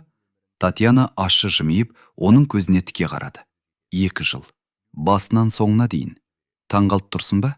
Сендердің әлемдерінде ондай адамдар болмайды ғой, солай ма? Менің бұрынғы әлемімде одан да үлкен ұрылар бар. Кек олар отырмайды, деді Илья байыппен. Ол машина майына былғанған қолымен егін сипап қалып еді. Бетінде қара із қалып қойды. Тыңдашы, біздің бригадада фасовщица жетіспейді. Жұмыс ауыр. Суық аңғарда ұсақ бөлшектерді пакетке салу керек. Ақшасы тиын тебен, ешкім барғысы келмейді. Адамдар үнемі кетіп қалады. Цех бастығы қазір жоспар тоқтамаса болды деп, кез келген адамды алуға дайын. Жүр, сені оған апарайын. Михалыч жақсы адам, оған қағаздың түк керек жоқ, оған қол керек. Татьяна күмәндана көзін сығырайтты. Жақында ғана жаны түршібі жек көрген адамнан көмек алу ақылға сыймайтын нәрсе секілдеді.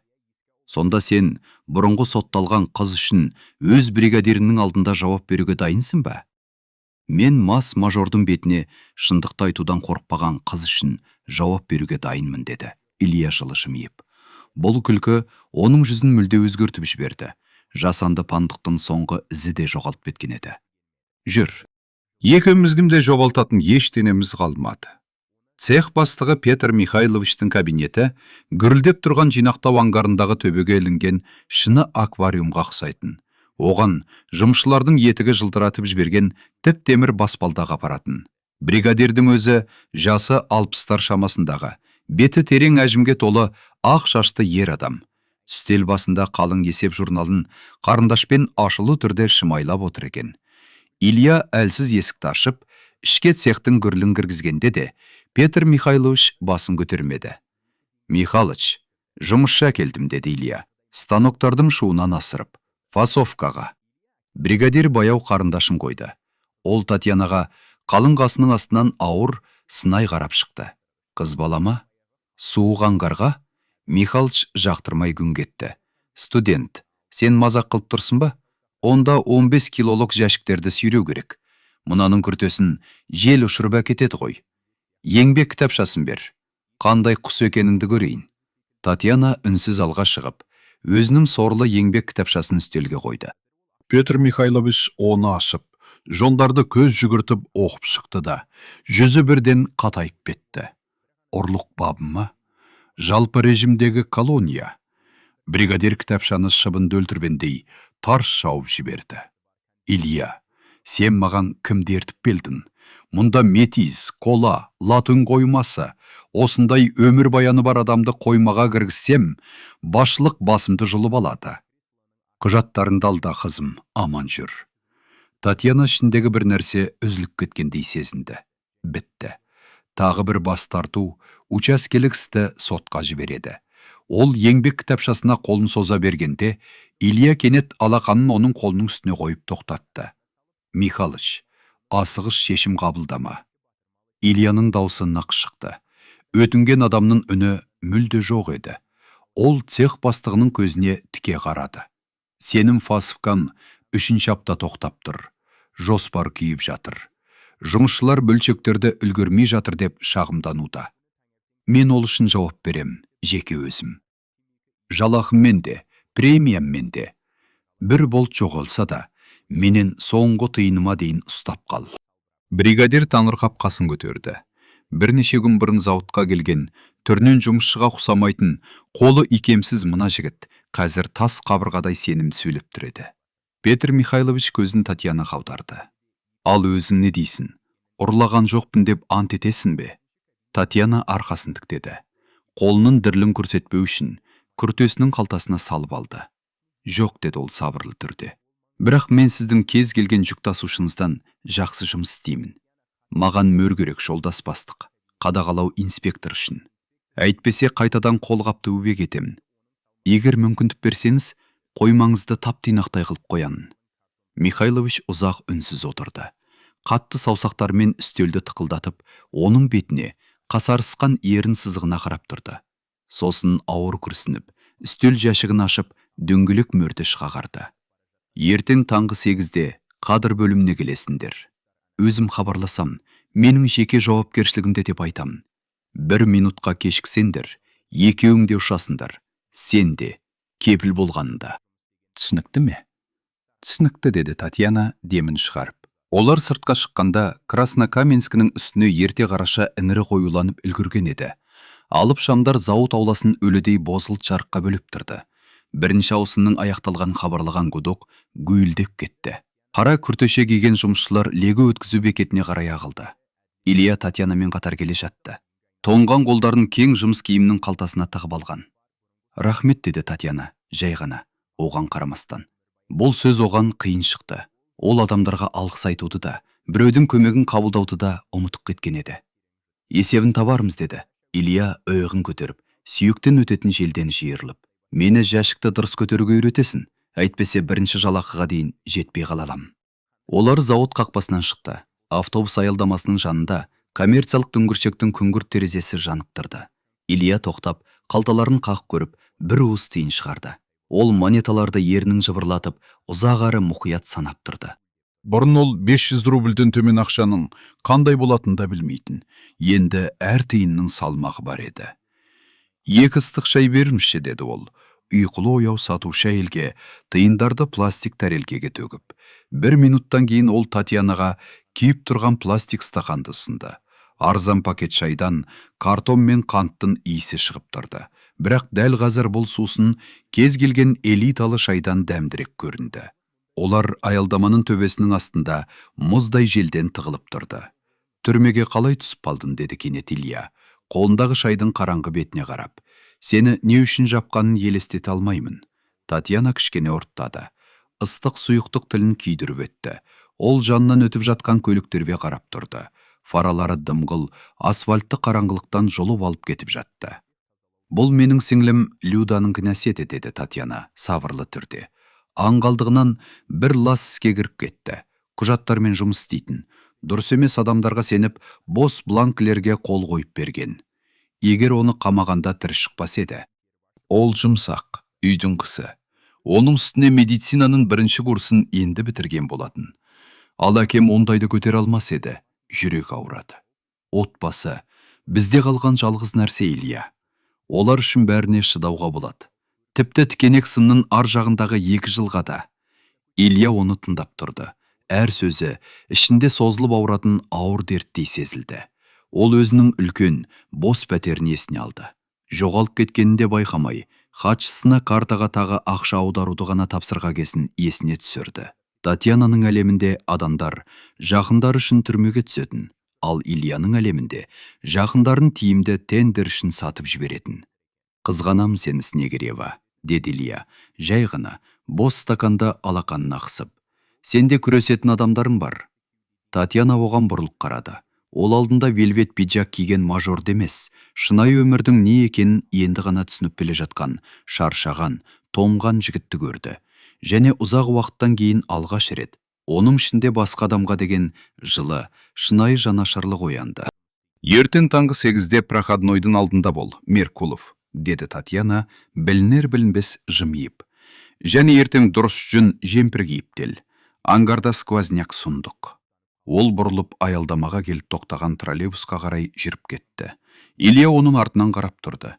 Ішінде қарашаның мұздай желіне қарамастан бұрын соңды сезіп көрмеген, бірақ таңғаларлықтай жарық, әрі дұрыс бір сезім жайылып бара жатты. 2011 жылдың көктемі Краснокаменскіге лап қоя кірді. Ерген қарсуы ұйықтап жатқан аудандардың кірін шайып, зауыт цехтарының шатырларындағы мұздарды ертіп жатты. Ауада дымғыл асфальттың, күнге қызған рубероидтың және ештеңемен салыстыруға келмейтін өткір үміттің иісі сезілді. Татьяна мен Илья үшін Петр Михайловичтің кабинетінің табалдырығын алғаш аттаған кештен бері жарты жыл өтті. Осы 6 айда көп нәрсе өзгерді. Бұрын металл үйіндісіне ұқсайтын метиз қоймасы енді мінсіз тәртіпке келді. Жез вентильдер номенклатура бойынша қатам ретпен орналасқан. Ал есек құжаттары соңғы үтіріне дейін дәл тексерілген. Учаскелік инспектор жұмыс орнынан мінсіз мінездеме алғаннан кейін Татьянаға тиісуді қойып, тек журналға құрғақ формалды белгілермен шектелетін болды. Бірақ ең үлкен өзгеріс Меркуловтың өзінде болды. Вельвет пиджак киген ерке мажордан ізде қалмады. Физикалық еңбек одан мүлде басқа адам жасап шығарған еді. Ығы кеңейіп, қимылдары кәсіби адамның сенімді, нақты қозғалысына айналды. Ал алақандарында қатты сүйелдер пайда болды. Зауыттың жұмыс киімі енді үстінде қап сияқты салбырамайтын. Татьяна оны ескі тігін машинасымен өзі денесіне лайықтап тігіп берген. Түс уақыт еді. Көрші аңғардағы станоктардың гүрілі уақытша басылып, түскі үзіліс басталған. Илья ойма қақпасының алдында жиналған ағаш поддондардың үстінде отырып, жүзін көктемнің алғашқы жыл сәулесіне тосып алған. Қолында қою шай құйылған термоспен Татьянаның әкесі қамқорлықпен фольгаға орап берген екі ғалым докторская колбасалы бутерброд бар. Татьяна конторкадан бір бума жаңа накладной ұстап шықты. Үстінде жеңіл брезент күртеше, ал шашы бетінің айналасына жұмсақ таралып түскен. Меркулов, сен тағы да қол автулкаларды басқа бағанға жазып қойдың ба? Деді ол, әдейі қатал үнмен жанына келіп. Сенің математикаңнан Михалт жақында аппақ шаш болып кетеді. Илья көзін ашып кейін жымиды. Бұл ашық әрі шынайы күлкі оған ерекше жарасып тұрды. Жүзіндегі бұрынғы тәкаппарлықтың соңғы көлеңкелерінде өшіріп жіберген. Жоқ жолдас бас есепші. Ол поддон үстінде жылжып, оған орын босатты. Жабдықтаушылар шатастырып жіберген. Кел, тамақтанып ал. Олег Николаевич бүгін өзін асырып жіберіпті. Қышадан аямай салтты, деді Илья. Татьяна оның жанына отырды. Олар бірге түскі ас ішуге әлдеқашан үйреніп кеткен. Қарапайым үй тамағын бөлісіп жеп, зауыттағы істерді талқылайтын. Екеуінің арасында суықты, шаршауды және адал еңбекті бірге өткерген адамдарға ғана тән берік, көзге көрінбейтін байланыс орнаған еді. Илья Люданың сынақ кестесін өзінен де жақсы білетін. Ал Татьяна Меркуловтың кешке техникалық кітаптар оқып, политехникалық институттың сырттай бөліміне түсуге дайындалып жүргенін білетін. Ол ұсынған бутербродты алып тістемек болған сәтте, зауыттың орталық қақпасы жақтан қуатты мотордың қою барқыттай гүріл естілді. Жаңа жылтыратылған, алып қара жол талғамайтын көлік зауыт аумағына баяу кіріп келді. Өткізу бекетіндегі күзетшілер шлагбаумды оны тоқтатпастан абыржып ашып жіберді. Көлік дыңғыл асфальтпен сырғып келіп, дәл метиз қоймасының ашық қақпасының алдына тоқтады. Илья шайнауын доғарды. Жүзі бір сәтте тас болып қатайып кетті. Бет сүйектері өткір бұрыштай айқындалып шықты. Татьяна көліктен оның жүзіне қарады да, бәрін бірден түсінді. Ол қашуға тырысқан, баяғы әлем өзі келіп тұр еді. Жол талғамайтын көліктің есігі жай ашылды. Жарылған асфальтқа Валерий Петрович Меркулов түсті. Үстінде графит түсті мінсіз кашемир пальто. Аяғындағы қымбат жұмсақ былғары туфлилер, кішкентай шалшықтарды жиркене айналып өтіп барады. Ол аңғардың тозған қабырғаларына, тот басқан арқалықтарға көз жүгіртіп, соңында ұлына қарады. Валерий Петрович Ильяны жарты жыл бойы көрмеген. Ол еркіндік ойыннан шаршап, қайта жайлы өмірге оралғысы келіп тұрған сынған баланы көремін деп ойлаған. Бірақ ағаш поддонда отырған, солидол иісі сіңген жұмыс киіміндегі адам оған сабырлы, қатал және ешбір жалтақтамай қарап тұрды. Сәлем Илья, деді әкесінің дауысы, тыныш алаңда қамшының үнінде естіліп. Көріп тұрмын, сенің созылып кеткен демалысың тым ұзаққа кеткен екен. Бұл циркті тоқтататын уақыт болды. Илья асықпай термостың қақпағын бұрап жапты. Тамағын шетке қойып, баяу орнынан тұрды да шалбарын қағып қойды. Сәлем әке, мен жұмыстамын. Түскі үзіліс 10 минуттан кейін бітеді. Мұнда не істеп жүрсің? Валерий Петрович тісінің ауырғанындай тыжырынып кетті. Ол пальтосының ішкі қалтасынан жұқа былғары әмиянын шығарып, бір қадам жақындады. Орталық партты салу тендері белсенді кезеңге өтті. Маған директорлар кеңесінде сенімді адам керек. Менің ұлым былғары креслода отырып келісім шарттарға қол қою керек. Ал лас темір тасып, күмәнді адамдардың арасында жүрмеу керек. Әкесі Татьянаға қысқа, жойып жіберердей суық көз қарас тастады. Ол әлі де поддонда отырып, накладнойларды қатты қысып ұстап отыр еді. Татьянаның ішінде баяғы таныс, мұздай ыза қайта көтерілді. Бұл өктем, адам оған дәл әділетсіз үкім оқыған судья секілді қарап тұрды. Валерий Меркулов сияқты адамдар үшін жұрт тек екіге бөлінетін, пайдалы адамдар және аяқ астындағы шаң. Бірақ Илья оған жауап беруге мүмкіндік бермеді. Ол алға бір қадам жасап, кен иығымен Татьянаны жауып тұрды. Контракттарында алда кет әке. Ильяның даусы сабырлы шықты. Бірақ ішінде болаттай сенімділік тірілдеп тұрды. Валерий Петрович еріксіз тоқтап қалды. Маған сенің креслоң керек емес. Ақшан да керек емес. Ақылыңнан адастың ба, деді. Үлкен Меркуловтың беті ашудан қызарып. Сен тыйын тебен табасын. Статусты, беделді, болашақты, сотталғандар мен жолы болмағандардың ортасына айыр бастадың. Мен ол туралы бәрін білем, Илья. Қауіпсіздік қызметі сенің мына дос қызымды тексерді. Оның мерзімі болған. Өміріңді осындай лас нәрсемен байланыстырғың келе ме? Ауада ауыр, шымылдаған үнсіздік орнады. Алыстан мазасыз, құстың дауысы естілді. Илья баяу жұмыс киімінің қалтасынан таза шүберек шығарып, машина майына былғанған қолдарын мұқият сүртті. Лас нәрсе әкетеді ол, жай ғана. Сенің ұлыңның туған күніне келмей, кезекте шенеунікті сатып алып жүруім. Лас нәрсе, достарының бетіңе күліп, артынан ақшанды бөлісуі. Ол қолымен ескі қойманы нұсқады. Ал мұнда бәрі таза. Адал еңбек, адал шаршау. Және шынайы адамдар бар. Олар отбасы үшін еркіндігін береді. Ал сен мен үшін өмірінен 1 минутта бөлмедің. Валерий Петрович қатып қалды. Өмірінде ешкім, бірде-бір адам оған мұндай үнмен сөйлеп көрмеген. Ал қазір өз ұлы зауыт ауласында тұрып, оған ақыл айтып тұр. Бұған өкінесім, Илья, деді үлкен Меркулов тістеніп. Баусында ашық қорқыту естілді. Мен сені мұрадан айырамын. 1 тиынды алмайсың. Осы зауытта шіріп кетесің. Мен онсыз да баймын, деді Илья. Білінер-білінбес жымиып Татьянаға қарап. Оның көз қарасында соншалық жылу, мызғымас сенім бар еді. Татьянаның тынысы тарылып кетті. Ал сен, мен танитын адамдардың ішіндегі ең кедейсің. Бос пәтеріме қайта бер, әке. Енді талқылайтын ештеңе жоқ. Илья бұрылып, артына қарамастан қайтадан Татьянаға қарай жүріп кетті. Валерий Петрович ұзақ уақыт үнсіз тұрды, ауыр тыныстап. Сосын күрт бұрылып, қымбат көлігіне отырып, есікті қатты жапты. Жол талғамайтын көлік орнынан зу етіп қозғалып, шалшықтағы лас суды қойманың ағаш қақпасына шашыратып, бұрылысқа сіңіп кетті. Илья Татьяна жанына қайта отырды. Ештеңе болмағандай жартылай жеген бутербродын қолына алды. Татьяна оған таңырқай қарап отырды. Ол бұл әңгіменің оған қаншалық қымбатқа түскенін көріп тұрды. Мойнындағы бұлшықеттердің қалай тартылып тұрғанын, тынысын қалай терең алып жатқанын.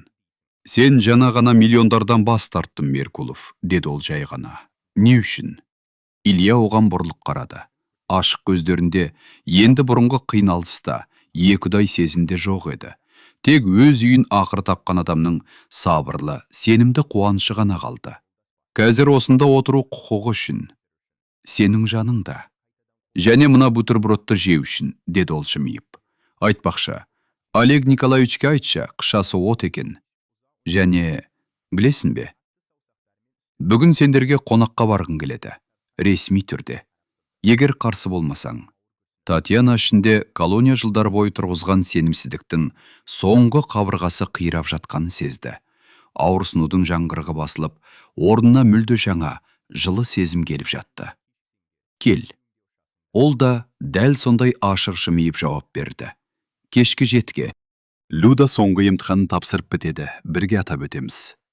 Кек ана байдың баласына тән қылықтарын сізге түсіндің бе? Қымбат букеттер болмайды. Кемірдей, деді Илья күлімсіреуін жасырып басын изеп. Ешқандай байдың қылығы болмайды. Дәл кешкі 7-де Снегиревтердің кішкентай пәтерінің есігі қоңыраулады. Қоңырау қысқа әрі нық шықты. Татьяна иығына тоқылған шәлісін іліп есікке жақындады. Дәлізде аскөк қосылған, қуырылған картоптың және Людмила сессияны сәтті тапсырған атап өту үшін пісірген алма пирогының дәмді иісі шығып тұрды. Сіңлісі ас үйде ыдыс тарсылдатып жүр. Ал Олег Николаевич ем жақсы ақ жейдесін және баяғы ескі пиджағын киіп алып, үстелге шынаяқтарды қойып жатқан. Татьяна құлыпты ашты. Есіктің алдында Илья тұр еді. Үстінде таза, үтіктелген джинсімен қарапайым жемпір. Бір қолында кәдімгі жіппен буылған шағын көктемгі гүл шоғы, ал екінші қолында ішінен таныс иіс шығып тұрған ауыр қағаз пакет бар. Сәлем, деді Илья ұяң жымиып, гүлдерді сынап отырып. Қымбат букеттер болмасын дедім ғой. Қызғалдақ пен нарцисс компромисс шығар деп ойладым. Ал мына жерде, деді ол пакетті көтеріп. Нағыз кубалық кофе. Михалыч фасовкадағы жоспарды асыра орындағаным үшін премия жазып берді. Сосын аздап байып қалайын дедім. Татьяна гүлдерді қолын алды. Ол Ильяға қарап, ішінде жылы, тыныш сезім жайылып бара жатқан сезді. Жарты жыл бұрын жалығып, хрусталь лақтырып жүрген жігіт, қазір зауыттағы премияға шын қуанып, метро жанындағы әжелерден гүл сатып алып жүр. Кір, ақшаны шашқыш, деді ол шетке қысып. Әкем жаңа ғана шәйнекті қайнақ сумен шайып қойды. Сенің кофең тап уақытында келді. Кешкі ас таңғаларлықтай жылы. Үйдегідей атмосферада өтті. Бұрын VIP залдардағы жасанды әңгімелерге үйренген Илья өте жақсы әңгімелесуші болып шықты. Ол Олег Николаевичтің күміс ғасыр поэзиясы туралы әңгімелерін шынайы қызығушылықпен тыңдап, Людадан күрделі медициналық терминдерді сұрап, Петр Михайловичке күлкілі еліктеп, зауыттағы оқиғаларды айтып отырды. Олег Николаевич қалың көзілдірігінің үстінен жас жігітті үнсіз бақылап отырды. Қарт мұғалім адамдарды бір қарағаннан түсінетін. Ол Ильяның қолындағы сүйелдерді көрді. Татьянаға қалай ұқыпты, әрі құрметпен қарайтын көрді. Және дастархан басында өзін қарапайым, бірақ абыроймен ұстап отырғанын байқады. Людмила ас үйге шәйнек қоюға кеткенде, ал Татьяна адастарды жинай бастағанда, Олег Николаевич Ильяға сәл еңкейе сөйледі. Білесіз бе, Илья, деді ол жай ғана. Даусында терен, өмірден өткен даналық сезілді. Адамның байлығы оның не иеленгенімен емес, өзі сенетін нәрсе үшін неден бас тарталатынмен өлшенеді. Сіз көп нәрседен бас тарттыңыз. Бірақ меніңше, оның орнына әлде қайда маңызды дүниеге ие болдыңыз. Илья байыппен бас изеді. Сіз дұрыс айтасыз, деді ол тыныш қана. Мен өмір бойы бәрі маған қарыз деп ойладым. Ал шын мәнінде, мен өз ар ұятымның алдында қарыз болыппын. Егер қызыңыз болмағанда, мен сол баяғы іші бос, қымбат қаптама болып қалар едім.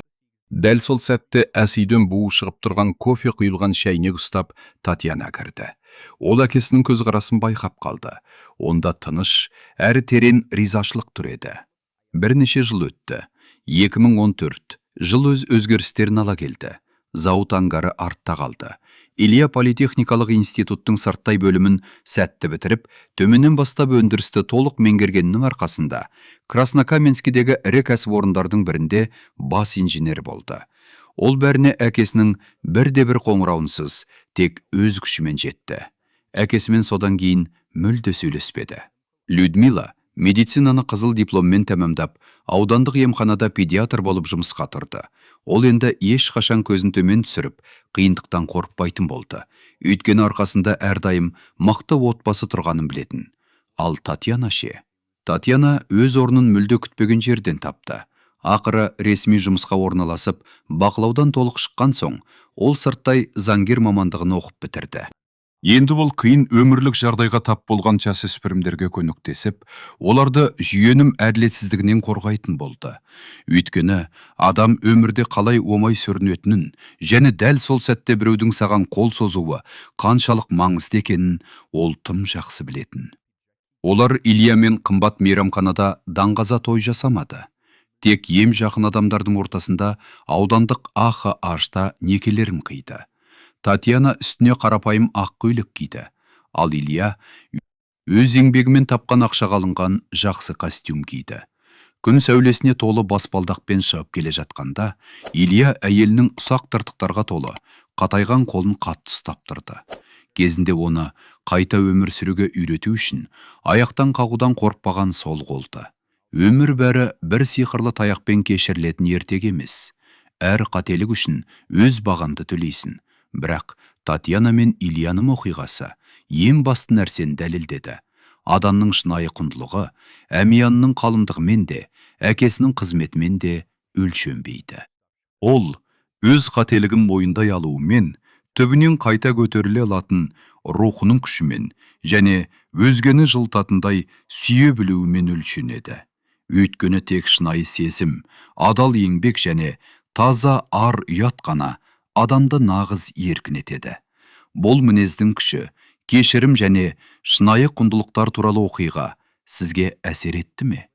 өмірімізде махаббат пен әділдік үшін тағдырын түбегейлі өзгерткен адамдарды кездестірдіңіз бе? Ойларымызды пікірде бөлісіңіздер. Егер бұл әңгіме жүрегімізге жетсе, лайк басып арнаға жазылыңыз. Алда тағыда өмірден алынған жаңа хикаялар болады.